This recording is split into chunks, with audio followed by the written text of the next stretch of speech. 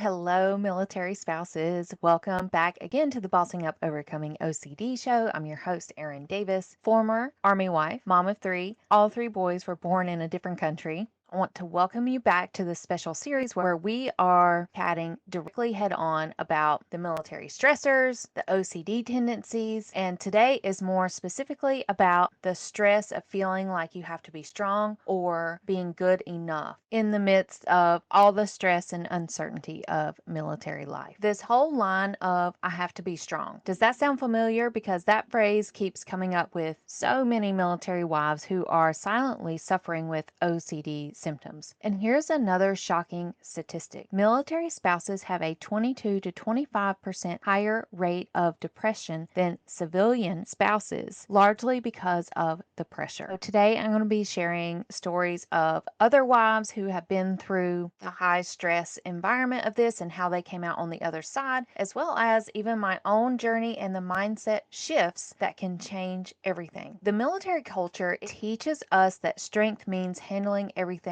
alone, in silence, and you pick yourself up by your bootstraps. To top it off, research on perfectionism shows it significantly predicts OCD symptom severity. So what that means is your OCD could likely be more severe if you have perfectionistic tendencies. Here's what happens with OCD. The more you try to be strong and push through the intrusive thoughts, the louder they get. The more you try to handle your compulsions alone, the more isolated you become. And the more you tell yourself that I should be able to handle this, the more shame you carry. And studies show that self-stigma prevents 60% of military family members from seeking mental health care. For the military wife success stories, we're starting with Amanda, who was a Marine wife. She felt like a failure every day because she felt like she wasn't doing enough for her husband. But through our work together, once she realized she was already enough and that she was being gaslit by her husband, she was able to confidently step away from her marriage and not feel like that whole saga of the responsibility OCD of feeling like she had to fix her marriage. Another wife, Sarah, she's an Air Force wife. Her husband was always gone flying planes, and she never got the opportunity to really fulfill her career. So there were a lot of things outside of her control, and the OCD showed up very harshly in her life. The OCD consumed 24/7 of her day-to-day things. Everything had a compulsion. She had to tap, or she had to pray, or she had to follow OCD's rules. Again, through our work together, she realized what was OCD and what was not God's voice, because OCD can be very tricky and make you believe that it's something that it's not, that it's way more important than what it really is. And so once she realized that this was not the voice she needed to listen to, this was not the life God wanted for her, she was able to be more authentic and get back to doing the things she loved. Now we just meet for maintenance appointments. For those mindset shifts, first of all, recognize that the OCD voice is separate from who you are.